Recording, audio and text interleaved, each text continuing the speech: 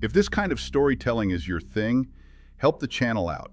Like, subscribe, and drop a comment after the story wraps up. The CH-47 Chinook bucked like a wild animal, its twin rotors beating a furious, protesting rhythm against the blizzard. Ice and snow hammered the fuselage, the sound like handfuls of gravel thrown against a tin roof. Every lurch and drop of the helicopter sent a jolt through my spine, a familiar dance I'd learned over a dozen Arctic deployments. This, however, felt different. Wrong. "Stanton, you read me?" The pilot's voice, shredded by static, crackled in my headset. "All my scopes are fried. Nav, comms, even the damn weather radar. It's like we're flying into a hole in the world." "Copy that, Raptor 1. Just get us to the LZ," I grunted, my gaze sweeping over my squad. 4 souls entrusted to me, huddled in the rattling belly of the beast. We were Task Force Nomad, the military's janitors, sent in to find out why a DARPA research outpost in the Aleutian Range had gone dark 3 days ago. My people were tense. I could taste the anxiety in the recycled air. Lance, the kid, sat by the door, his rifle held in a white-knuckle grip. He was our scout, barely 20, with eyes that could spot a ptarmigan at 1,000 yards. Right now those eyes were wide, and he was compulsively wiping condensation from the inside of his visor, his hands betraying a slight tremor. Opposite him, Corporal Judd sat like a granite statue, his massive frame barely contained by the webbing of his seat. He was our heavy weapons guy, a man of few words and immense, brutal efficiency. His stillness was its own kind of unease. Pike, our tech specialist, was a bundle of nervous energy, his long fingers tapping a frantic cadence on the casing of his hardened comms unit. And then there was Gail, our medic. She was the calm center of our storm, her expression unreadable as she methodically checked the seals on her aid kit. "30 seconds to the drop zone," the pilot yelled. "Gonna be a rough one. I can't hold her steady for long." The ramp whined open, unleashing a deafening roar and a blast of super-chilled air that stole the breath from our lungs. Below us was a sea of white, a maelstrom of snow whipping across a jagged mountain spine. "Go, go, go!" I bellowed, slapping Lance on the shoulder. We fast-roped down, boots hitting the packed snow of the ridge with practiced efficiency. The Chinook didn't linger. It clawed its way back into the sky and vanished into the swirling gray, leaving us in a world of wind and profound silence. We were on a narrow crest overlooking the valley that sheltered Borealis Outpost, or where it was supposed to be. Instead, we faced a wall. It wasn't rock or ice. It was a perfectly smooth vertical curtain of milky white vapor. It rose from the valley floor and disappeared into the storm clouds thousands of feet above, an impossible formation that defied every law of meteorology. The fierce wind that tore at our parkas didn't stir it. Snowflakes seemed to dissolve a few feet from its surface. It was utterly, unnaturally still. "What in God's name?" Lance breathed, his voice barely a whisper. "Pike, get me aligned to command," I ordered, my eyes glued to the phenomenon. "Already on it, Sarge." He worked his console, flicking switches. The result was the same every time. Nothing. Not even static. It's a complete dead zone. The signal isn't being jammed, it's being eaten. Total RF absorption. I've never seen anything like it. Gail had moved to the edge of the mist. She unclipped a portable atmospheric sampler from her belt and extended the probe into the white veil. The device whirred for a moment, then emitted a series of sharp, error-coded beeps. She stared at the small screen, her brow furrowed. "What is it, Doc?" I asked, moving to her side.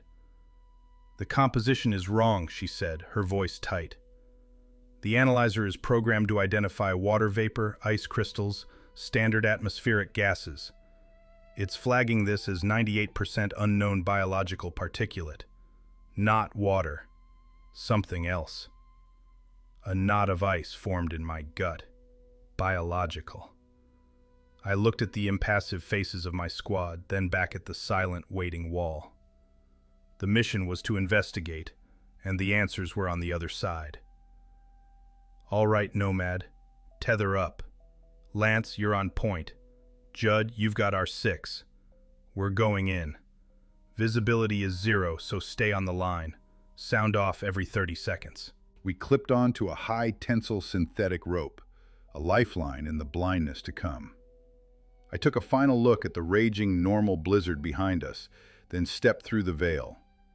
The transition was instantaneous and deeply disorienting. The roar of the wind vanished.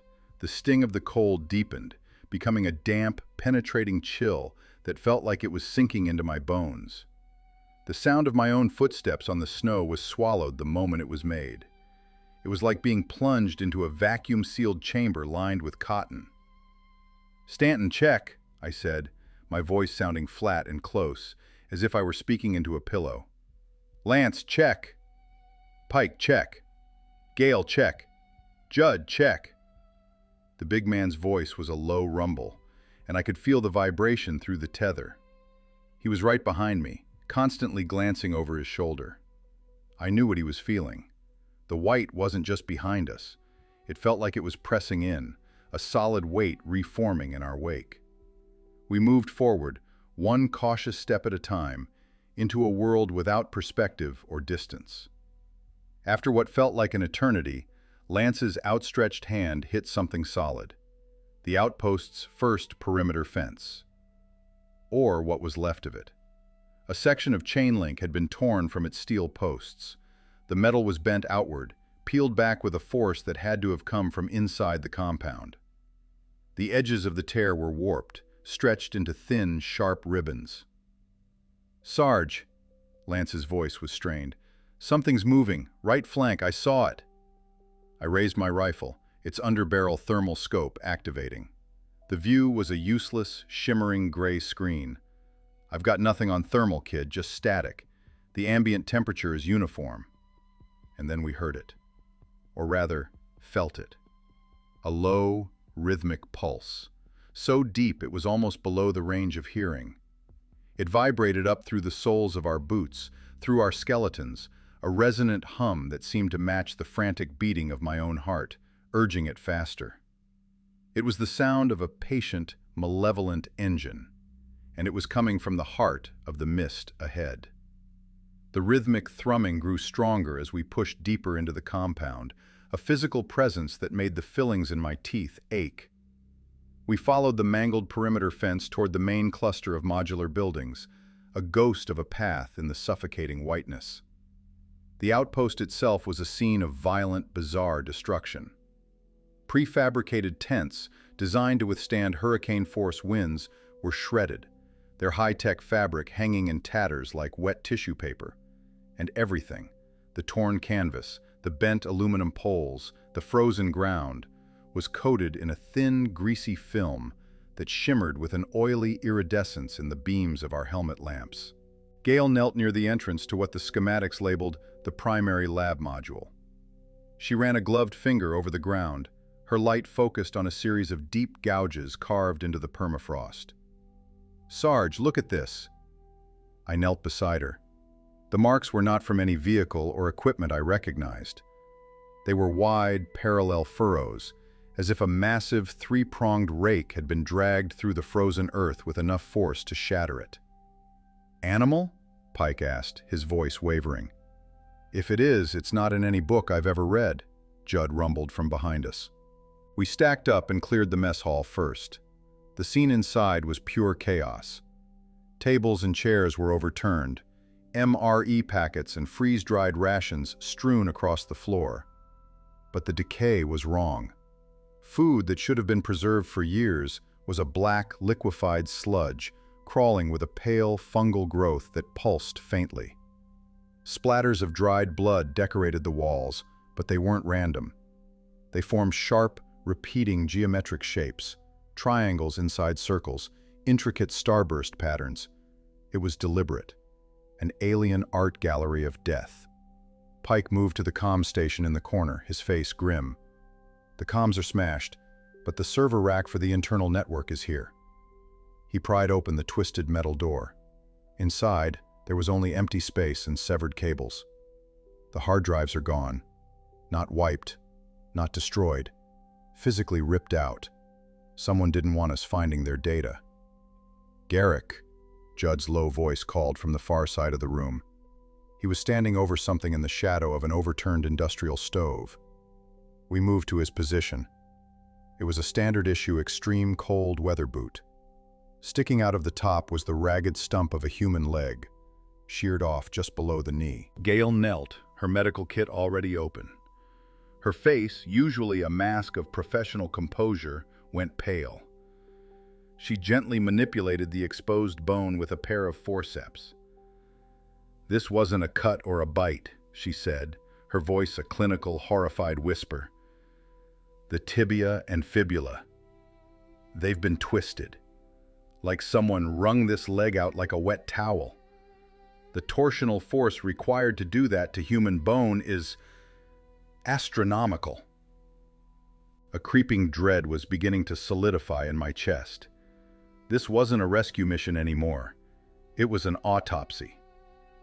Lance, who had been quietly sweeping the room with his rifle, let out a sharp gasp. "Sarge, on the container wall." He was pointing his light at a large metal supply container that formed one wall of the mess hall. Pressed into the steel was a handprint. It was an indentation, the metal visibly concave. But the anatomy was a nightmare. The palm was too wide, and branching from it were 7 long, slender fingers. The joints were visible, but they were bent at angles that defied biology, some appearing to bend backward on themselves. My job was to find answers. I moved to the small office partitioned off from the main room, the station chief's quarters. The place had been ransacked, papers scattered everywhere. On the desk, I found a leather-bound journal. I flipped it open. The early entries were standard scientific logs, atmospheric readings, geological data. But the last few pages were a descent into madness. The handwriting, once neat and precise, became a frantic scrawl. The last entry was just one phrase, repeated over and over, gouged into the paper so hard the pen had torn through it. "They hear the blood. They hear the blood. They hear the blood. They hear the blood. They hear the blood. They hear the blood. They hear the blood. They hear the blood. They hear the blood. They hear the blood." A sudden, deafening roar ripped through the silence, making us all jump. The compound's diesel generator had just kicked itself on, its automatic systems sensing a non-existent power drain. A bank of emergency floodlights sputtered to life outside, casting long, distorted shadows and illuminating the swirling mist with a sickly yellow glare. The low vibrational hum we'd been hearing instantly intensified, the rhythm quickening. The light was a dinner bell. "It's moving," Pike stammered, pointing at the swirling fog outside the mess hall's shattered windows. He was right. The mist wasn't just drifting, it was coalescing, thickening around the lighted area, contracting like a muscle. It was alive, and we had just announced our presence. "Sarge, roof!" Lance screamed, his voice cracking with terror. My head snapped up. On the roof of the adjacent science module, silhouetted for a barest fraction of a second against the harsh emergency light, was a figure. It was pale, impossibly thin, and stood in a low crouch. Its limbs were all wrong. One arm was twice the length of the other, and its legs were jointed like a grasshopper's. Before I could fully process the shape, it unfolded, not moving so much as ceasing to be there, dissolving back into the white nothingness from which it came. The generator chugged on, a noisy tombstone in a graveyard of impossible things. "Judd, kill that generator, now!" My voice cut through the terrified silence. The noise and light were a beacon, and I could feel unseen eyes turning toward us from every direction. Every instinct screamed that we were exposed, caught in the spotlight on a very deadly stage. Pike's motion tracker, a device he'd cobbled together himself, began to chirp frantically. "Sarge, I have multiple contacts. They're all around us. Jesus, the way they're moving! It's not right!" On his screen, a dozen red icons flickered around our position. They didn't move in smooth lines. They blinked, vanishing from one spot and reappearing yards away in the next instant. They were faster than anything had a right to be. Judd didn't hesitate. He charged out of the mess hall, his heavy frame a bull plowing through the knee-deep snow towards the chugging generator 50 yards away. But the mist fought back. As soon as he was in the open, the dense vapor seemed to intensify the floodlight's glare, reflecting it back at him from all directions. It was like being inside a shattered mirror. He raised a hand to shield his eyes, effectively blinded. "Form a perimeter! Watch your sectors!" I ordered, shoving Lance and Pike into defensive positions behind the wreckage of a snowcat. Gale and I took cover beside them, our rifles scanning the impenetrable wall of white. The air was thick with a palpable sense of anticipation. Gale's eyes darted around, not just looking, but listening, analyzing. She noticed it first. "They're not attacking?" she murmured, her voice tight. "They're waiting. It's like they're listening to us." Her words hung in the air, cold and heavy. We were being studied, our every move, our every sound, cataloged by an unseen enemy. Judd reached the generator. He fumbled with the control panel cover, his movements clumsy in the disorienting light. He wrenched the panel open and slammed his gloved fist down on the emergency shutoff. The roar of the engine died, the floodlights blinked out, and the world fell into an absolute, suffocating silence. The only sounds were the ragged gasps of our own breath, magnified in the stillness, and the frantic pounding of my heart against my ribs. It was the loudest sound in the universe. The attack came from above. With no sound, no warning, a creature dropped out of the mist directly onto Judd. It was a thing of pure biological horror, a pallid, bone-white body, slick and hairless.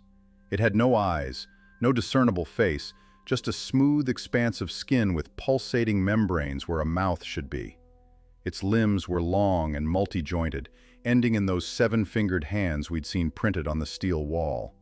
It landed on Judd's back, ignoring his ceramic armor plates, its spidery limbs wrapping around him, seeking purchase. "Contact!" Judd roared, a sound of fury and surprise. He twisted, trying to throw the thing off, and brought his pulse rifle up. He fired a burst point blank. Heavy caliber rounds designed to punch through light armor tore through the creature's torso, ripping out fist-sized chunks of pale flesh. It didn't seem to notice. There was no screech of pain, no blood, only the release of a clear, viscous fluid that steamed in the cold. Its only focus was the long, wicked fingers reaching for Judd's throat. We opened up. A storm of gunfire erupted from our position, the muzzle flashes creating a strobe-like effect. In those brief, violent bursts of light, the scene was illuminated, and it was worse than we could have imagined, dozens of them, standing just at the edge of the mist, perfectly still, like an audience of specters. They watched as their sibling tore into our friend. Gale grabbed my arm, her eyes wide with a terrifying understanding. "Garrick, his heart rate, his shout!" she yelled over the gunfire. "The logbook, they hear the blood. It's not sight, it's sound, vibration. They hunt the spikes, a scream, a gunshot, a terrified heartbeat." Her theory was proven in the most brutal way imaginable. As we poured fire into the creature on Judd's back, another one shot out of the mist from the side. It moved with a liquid, impossible speed, a blur of white against white. It wasn't going for me or Gale or Pike. It was going for the youngest, the most terrified member of our team. It hit Lance like a freight train. Before the kid could even scream, one of the creature's seven-fingered hands clamped over his face, the other grabbing his load-bearing vest. He was lifted off his feet as if he weighed nothing. "Lance!" I screamed, turning my rifle. But he was already gone. The creature dragged him backward into the white wall, a single choked-off cry being the only evidence he was ever there. The sound cut out so abruptly it was as if someone had snipped a wire. One moment he was with us. The next, there was only empty space and the swirling, indifferent mist. The silence that followed was heavier and more final than any gunshot. We were four. The horror of Lance's disappearance galvanized me. Panic was a luxury we couldn't afford. "Back to the habitation module! Move!" I roared, laying down suppressing fire into the white void where our scout had vanished. The muzzle flashes illuminated nothing but dancing vapor, but it was enough to cover our retreat. We scrambled back the way we came, stumbling over debris, our senses screaming. We piled into the main living quarters, a larger, more fortified structure than the labs. I slammed the heavy, insulated door shut and threw the bolts. The fixed steel door, designed to keep out polar bears and Arctic storms, felt terrifyingly flimsy. Inside, the relative safety did little to quell the rising tide of fear. Pike slumped against the wall, hyperventilating. His breath came in ragged, noisy gasps, his eyes wide with shell shock. His heart was probably beating like a drum machine, a dinner bell in this deadly silence. "Pike, look at me." I grabbed him by the front of his parka, pinning him to the wall. His head lolled back. "Breathe with me, specialist. In through the nose, out through the mouth. Slow. Slower. You're a beacon right now, you understand me? Get it under control." My voice was harsher than I intended, but it was necessary. I forced him to match my breathing, a slow, deliberate rhythm, until the frantic heaving in his chest subsided into ragged shudders. Gale, meanwhile, was already working on Judd. She'd cut away his body armor. The ceramic plate was cracked and deeply dented. Underneath, his skin was a mess of deep purple and black hematomas, the bruises perfectly matching the shape of those unnatural seven-fingered hands. He was breathing, but his ribs were likely fractured. "They don't punch, they crush," Gale stated, her voice a low, clinical monotone as she prepped a syringe of painkiller. "The force is distributed over a wide area. It's like being caught in a hydraulic press." A sound from outside made us all freeze, a long, deliberate scrape of something hard against the module's metal exterior. Then another, from a different wall. They were testing our shelter, probing for a weakness, their claws sliding over the steel shell of our cage. The sounds were slow, patient. They had all the time in the world. "We're blind in here," I muttered, scanning the small room. My eyes landed on the module's internal security console. "Pike, can you get that working?" Nodding, his panic now channeled into technical focus, Pike moved to the console and jacked in his datapad. His fingers flew across the virtual keyboard. "The internal network is shot, but the cameras are on a separate hardline circuit. They're still drawing power from the generator's battery backup. Bringing them online now. Switching to infrared." A grainy, black and white image flickered to life on the main screen. It showed the area where we had just fought, where Lance had been taken. The sight made my blood run cold. Several of the creatures were in the frame. They moved with a slow, inquisitive grace, their sleek, pale bodies almost glowing in the IR spectrum. They had no eyes, but they were bent low, their heads tilted as if pressing an ear to the frozen ground, their facial membranes fluttering. They were listening to the echoes of our battle, the fading vibrations in the earth. One of them stopped over a patch of snow, nuzzling at it. It was where Lance had fallen. I pulled up the station's schematics on a secondary monitor. We were trapped. The only viable exit was the way we came, and that was a shooting gallery. But my eyes caught something on the far western edge of the compound. A vehicle depot, housing a single MATT, a manned Arctic terrain transport. A tracked, armored beast that could get us out of here. "There," I said, tapping the screen. "That's our exit." "It's over 200 yards of open ground, Sarge," Judd rasped from the floor. "We'd never make it. They'd hear our hearts beating a mile away." He was right. And then Gale, who had been rummaging through the module's well-stocked medical bay, held up a small, sealed case. "Maybe not," she said, her expression grim. She opened it, revealing neat rows of glass ampules. Beta blockers, high dosage. They're used to treat severe tachycardia, sometimes for performance anxiety. They'll block the effects of adrenaline, slow our heart rates down to a crawl. Induced bradycardia. Pike stared at her. "You want to drug us?" "I want to make us invisible," she countered. "To them, a calm heart is just background noise. A panicked one is a scream. This will make us quiet." She held up one of the ampules. "But there are side effects. We'll be sluggish. Our reaction times will be in the toilet. We'll feel weak, disoriented. It's a huge risk." A loud metallic groan from above cut our debate short. We all looked up. The ventilation grate in the ceiling, a 2-foot by 2-foot square of reinforced steel, was slowly beginning to buckle inward. A fine dust of rust and ice trickled down. Scrabbling, scraping sounds echoed from within the ductwork. They had found a way in. "No more debate," I said, my voice low and urgent. "Gail, do it." She nodded, already breaking the seals on the auto-injectors. She worked with grim efficiency, a quiet prayer on her lips. "Arm out, brace yourselves. This is going to feel strange." She pressed the first injector against my arm. I felt a sharp sting, followed by a cold rush spreading through my veins. The effect was almost immediate and deeply unnerving.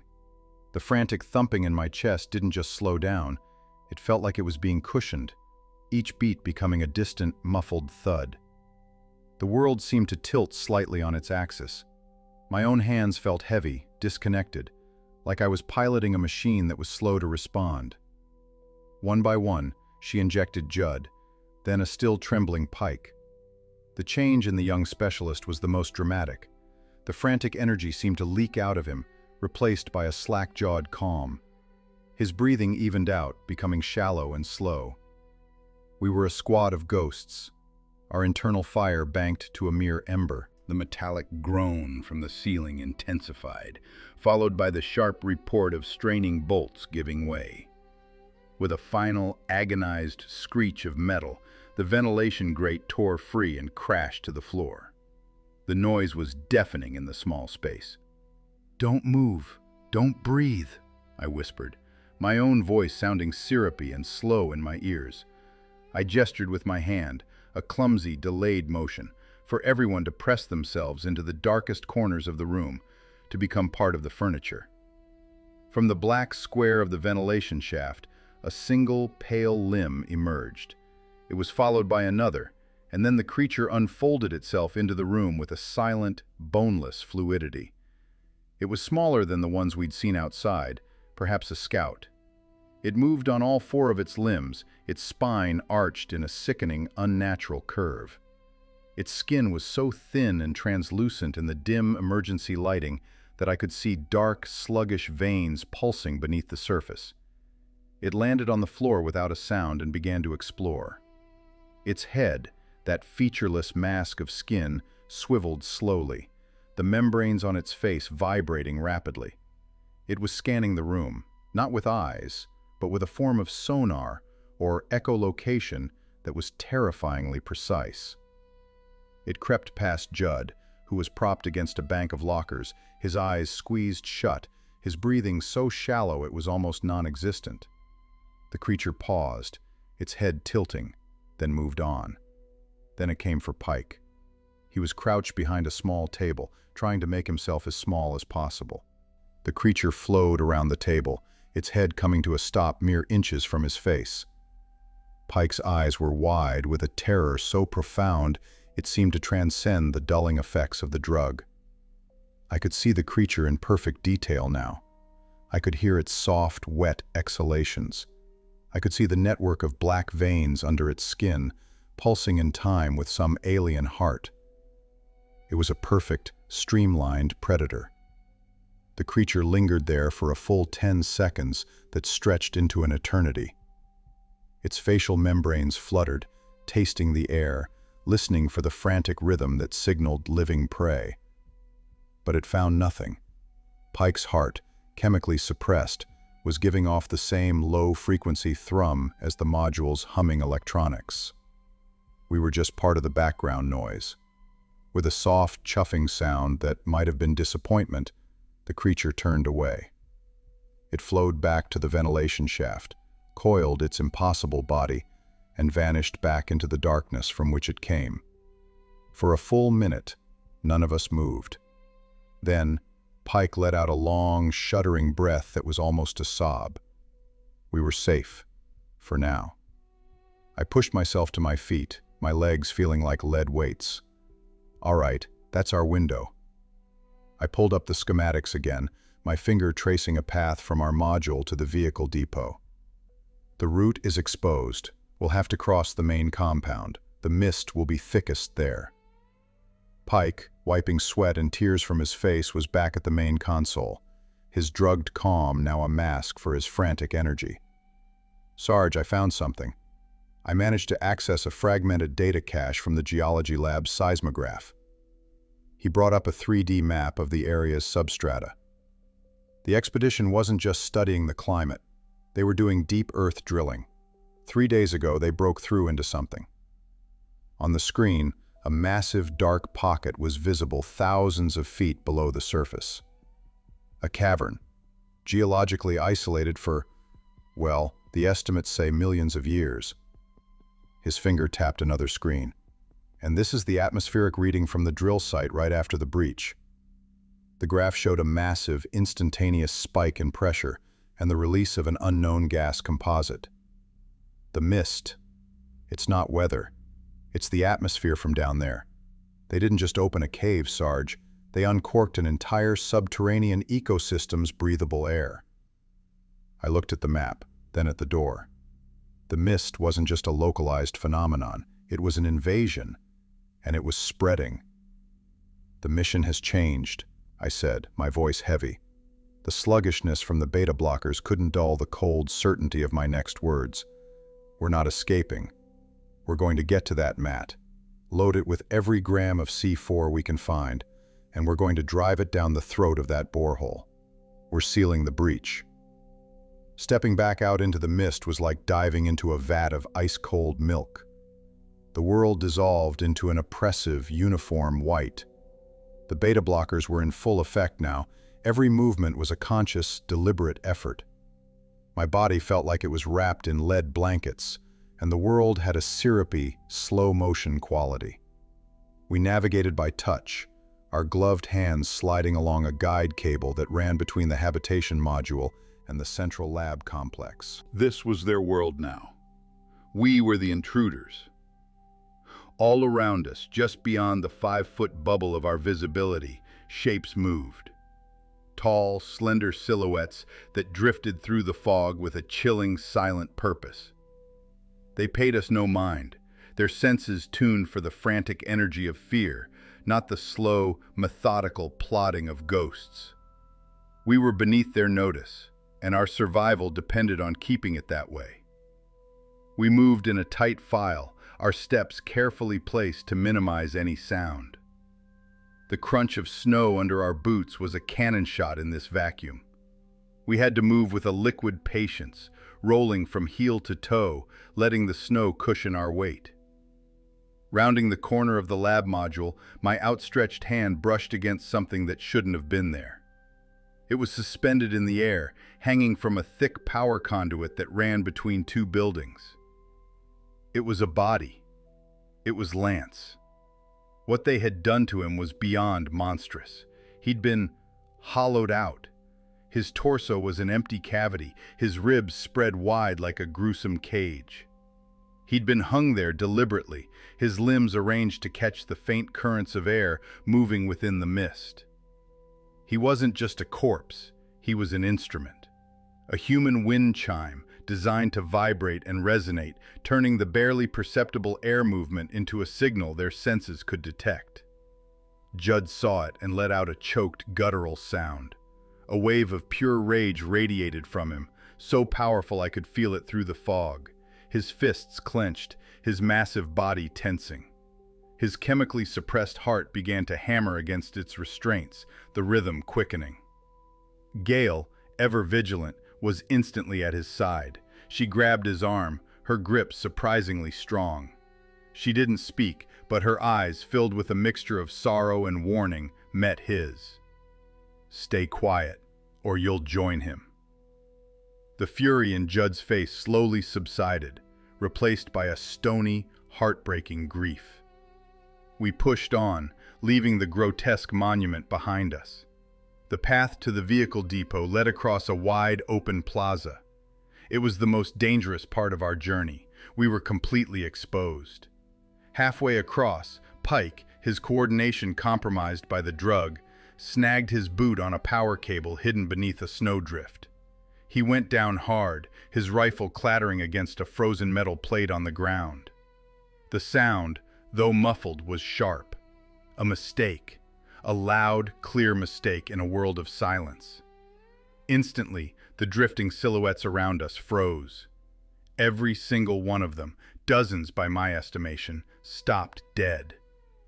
Their featureless heads all turned in perfect synchronicity toward the source of the sound. Toward us. "Don't move." The words came out of my mouth as a slow, deliberate whisper. We were statues. Pike lay half-sprawled in the snow. Judd stood over him, a mountain of frozen rage. Gale and I were crouched, weapons at a low ready. An eternity passed in seconds. We didn't breathe. We didn't blink. We simply ceased to exist, hoping our faint biological signals would be lost in the ambient chill. The creatures remained motionless, a field of pale, waiting statues. They were listening, straining to catch a follow-up sound, the frantic heartbeat of cornered prey. Then, a salvation we didn't deserve, the air shifted. A breeze, the first we'd felt inside the mist, began to stir. It carried with it a new smell, a foul, sulfurous stench mixed with the cloying odor of rot. It was the breath of the borehole, the foul exhalation of the world below. The new scent and the vibration of the moving air seemed to confuse the creatures. Their heads twitched, their attention diverted. The moment of immediate danger had passed. We continued our slow, agonizing trek.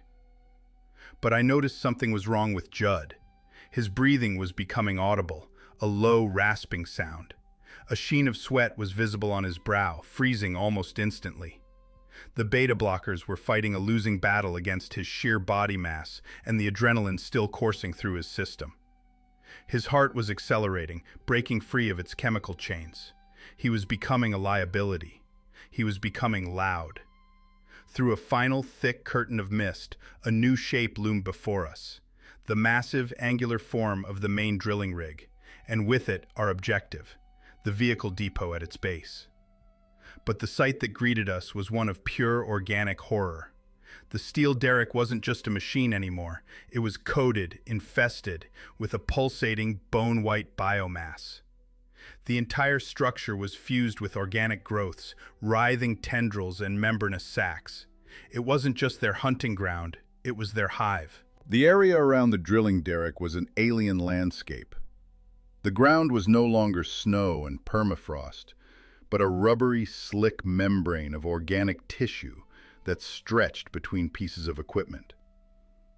The steel beams of the rig itself were interwoven with bone-like spurs and pulsating veined sacs that looked disturbingly like organs.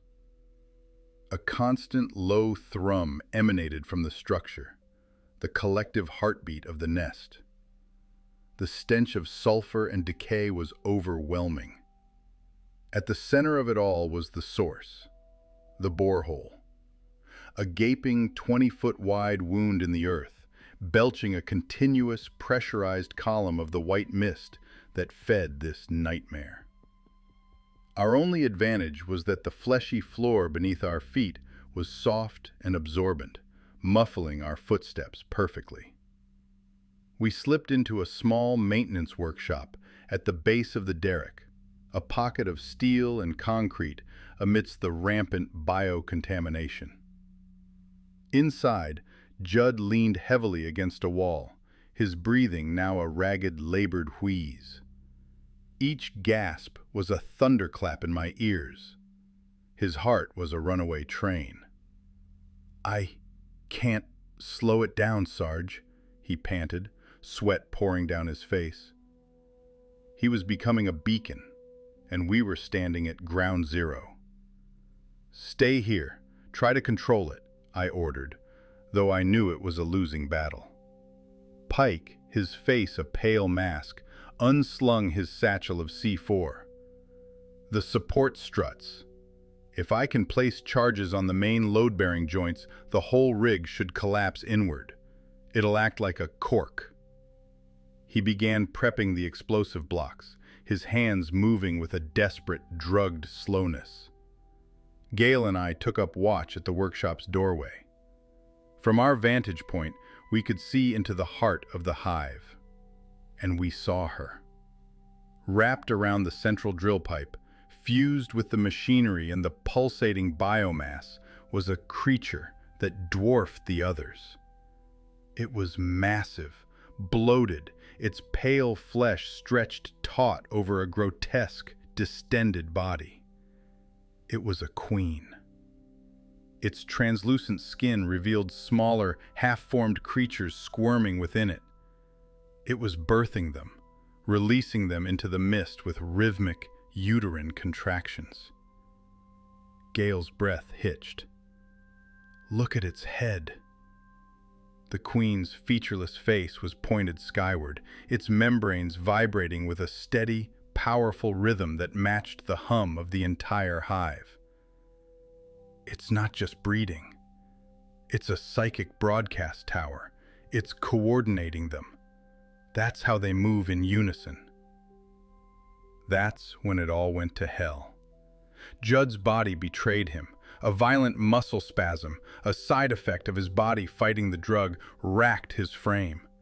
His rifle, held loosely in his hand, slipped from his grasp. It fell, tumbling end over end in what felt like agonizing slow motion, and landed on the metal grating of the workshop floor with a loud, ringing clang. The sound was an explosion in the silence. Instantly, the hive's low hum stopped. 1,000 pulsating sacs on the walls snapped open like eyes. The queen's head swiveled, its entire massive form turning with impossible speed to face our location. And then came the shriek. It wasn't a sound we heard with our ears, but a psychic and sonic blast that slammed into us, threatening to tear our minds apart. It was a wave of pure, concentrated malice that made the air vibrate and our vision blur. The entire hive, every single creature, was now awake, alert, and focused entirely on the small workshop where 4 humans were hiding. The fleshy ground outside began to tremble as hundreds of them, a pale tide of death, began to surge toward our position. "There's no more quiet," I yelled, the words tasting like ash. The time for stealth was over. Now it was about survival. "Pike, get those charges set. Gale, with me. We buy him time." We opened fire, our rifles spitting streams of automatic fire into the advancing wave of white horrors. The creatures fell in heaps, their pale bodies torn apart by our bullets. But for every one we dropped, 3 more scrambled over its corpse. They were a relentless, chittering tide.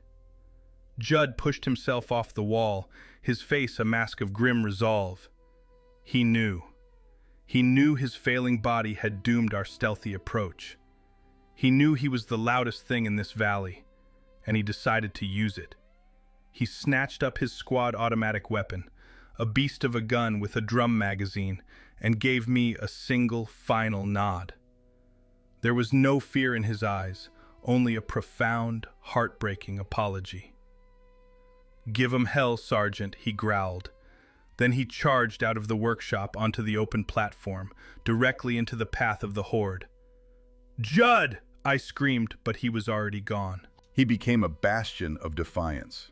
He planted his feet, aimed his weapon, and unleashed a torrent of continuous fire, the roar of the machine gun echoing off the metal derrick. "Come on, you bastards!" he bellowed, his voice a raw, furious challenge. You want loud?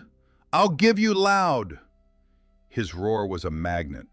The creatures, drawn by the overwhelming sound and vibration, diverted their main assault, swarming toward him. He scythed them down by the dozen, a furious one-man army, his muzzle flash a strobing beacon in the swirling mist.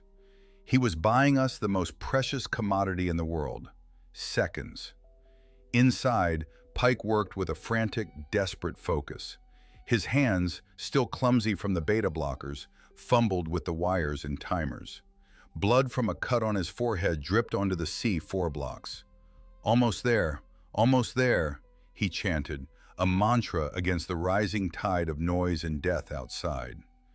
Gale and I fired from the doorway, picking off the creatures that strayed from the main swarm, attacking Judd. My magazine ran dry. I slammed another one in. The barrel of my rifle was glowing cherry red. Outside, Judd's roar turned into a wet, gurgling cry as the first wave of creatures swamped him. They climbed over him, a living avalanche of pale limbs and snapping jaws. But his finger was locked on the trigger. The machine gun continued to fire, held firm in a dead man's grip, chewing through the last of its ammunition even as its master was torn apart. "It's done!" Pike yelled, holding up the remote detonator. "Timers are synced. We have to go." As he spoke, a long, needle-sharp projectile, fired from a creature clinging to the ceiling, shot past my head and slammed into the detonator in his hand, shattering the plastic casing and sending sparks flying.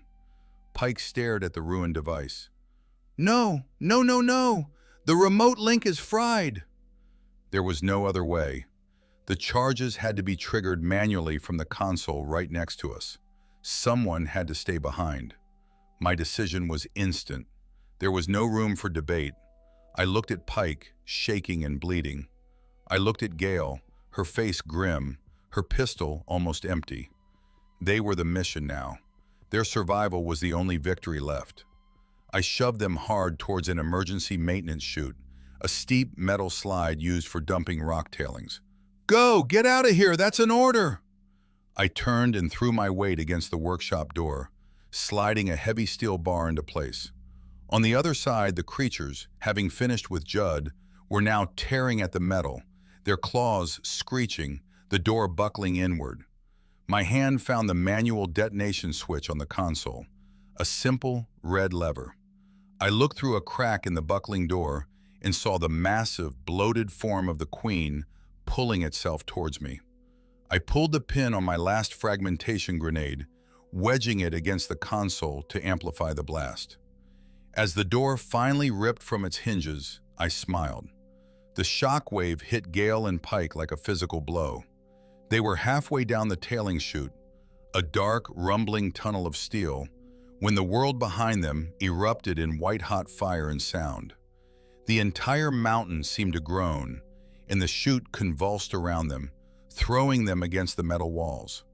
They tumbled out of the end of the slide onto a steep, snowy slope hundreds of feet from the drilling complex, landing in a heap of tangled limbs and aching bones.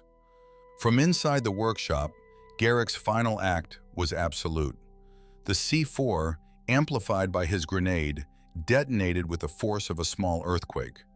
For a single, glorious moment, a mushroom cloud of fire and shrapnel blasted away the mist, painting the entire valley in brilliant shades of orange and red. The explosions did their job perfectly. The derrick's main support struts, vaporized by the shaped charges, gave way. The colossal steel structure, weighing thousands of tons and infested with the alien hive, tilted. With a sound of 1,000 tortured screams of twisting metal, it leaned, hesitated, and then plunged downward, a massive spear aimed at the heart of the world it came from. It slammed directly into the 20-foot borehole, a perfect, brutal cork in a demonic bottle. The impact was cataclysmic, sending tremors radiating through the ground. The wave of displaced earth and rock threw Pike and Gale forward, burying them in an avalanche of snow and frozen mud. The ground shuddered for a long, terrifying minute, and then a new kind of silence fell. The constant, pressurized hiss of mist from the borehole was gone. The source had been severed. Slowly, Gale pushed herself free from the snowdrift, gasping for air. She frantically dug for Pike, finding his outstretched hand and pulling him clear. He was conscious, but his arm was bent at a sickening angle, and he was in shock, his eyes wide and vacant. They looked back at the outpost. The derrick was gone, swallowed by the earth. In its place was a crater of smoking, blackened ruin. The effect on the creatures was immediate and profound. With their queen vaporized and their connection to the hive mind severed, they fell into chaos. The shrieking that filled the air was no longer coordinated. It was the sound of individual panic and agony. They began to attack each other, mindless, thrashing things lost without their guiding intelligence. The mist itself, no longer being replenished from below, began to change. It lost its density, its oppressive weight. It started to thin, to settle, the unknown biological particles clinging to every surface and freezing, coating the entire valley in a layer of greasy gray frost. Visibility was slowly returning. But they weren't safe yet. The surviving creatures, dozens of them, were fleeing the epicenter of the blast. Their instinct drove them away from the carnage, away from the collapsing earth, and their flight path was taking them directly toward the small ledge where the two remaining members of Task Force Nomad were huddled, right past the vehicle depot, their only way out. "Pike, up! We have to move!" Gale's voice was raw, adrenaline cutting through the lingering haze of the beta blockers. She hauled the injured specialist to his feet, his arm dangling uselessly at his side. Behind them, a pack of the creatures, their movements now jerky and uncoordinated, scrambled over the wreckage. They were no longer hunting, they were escaping, a stampede of horrors, but anything caught in their path would be torn apart just the same. The mat was their only hope. It sat 50 yards away, a hulking, angular shape half buried in a snowdrift. They ran, stumbling through the deepening frost and debris, the sounds of the frantic creatures growing closer. They reached the vehicle's hatch, and Gale wrenched it open, shoving Pike inside before climbing in after him. The creatures were upon them. One slammed against the thick, armored glass of the cockpit, its featureless face inches from hers. Another began clawing at the tracks, its wicked fingers screeching against the frozen steel. "Start it, Pike! Start it!" Gale yelled, fumbling for the sidearm on her thigh. Pike, one-handed, slammed his palm against the ignition sequence. The engine sputtered, groaned, and failed. The creature on the windshield slammed its head against the glass again, and hairline fractures spread from the point of impact. He hit the ignition again. The engine coughed, caught, and roared to life with a deep, throaty rumble. Without waiting for it to warm up, Pike jammed the vehicle into gear. The mat lurched forward, its powerful tracks digging into the snow. The creature clinging to the front was thrown off and crushed beneath the treads with a wet, final crunch. They accelerated, plowing through the disorganized swarm and raced down the mountain slope, away from the ruined outpost. They didn't stop until they were miles away, finally breaking free of the last vestiges of the thinning mist. For the first time in what felt like a lifetime, they saw the clear, cold light of dawn breaking over the distant mountains. The sky was a brilliant, clean canvas of pink and blue. Pike brought the vehicle to a halt and slumped over the controls, exhausted. He fumbled with the long-range radio, his one good hand flying over the console. This time, there was no absorption, no dead air, a crackle of static, and then, miraculously, the faint, tinny voice of a dispatcher. "Is anyone reading? Over. We have lost all contact with Task Force Nomad. Repeat." As Pike relayed their desperate, fragmented report, Gale stared at her own hands on the controls. She felt a strange, tingling numbness in her left wrist. She pushed up the sleeve of her parka. There, just above her glove line, was a tiny, insignificant cut, barely an inch long, already scabbed over. She must have gotten it during the final firefight or the slide down the chute. But that wasn't what made her breath catch in her throat. The skin around the cut was changing. It was losing its color, becoming pale, translucent. She could almost see the faint, dark line of the vein beneath it. The texture was wrong, smoother, more like the creature's pallid flesh. Quickly, she pulled her sleeve back down, her face an unreadable mask of stone. She said nothing to Pike. As the sound of inbound rescue helicopters grew from a distant chop to a thunderous roar, a profound, chilling cold settled deep within her, a cold that had nothing to do with the Arctic air. The first rays of sunlight hit the valley, illuminating the scene of devastation. From a high vantage point, the rescue was a success. 2 survivors, a mission accomplished against impossible odds. But as the camera pulled back further, it revealed something the rescuers couldn't see. Miles away from the sealed borehole, far down the valley, new cracks had formed in the earth from the seismic shock of the explosion. And from those tiny, insignificant fissures, thin, delicate tendrils of a familiar, milky white vapor were beginning to rise, twisting gently in the cold morning air.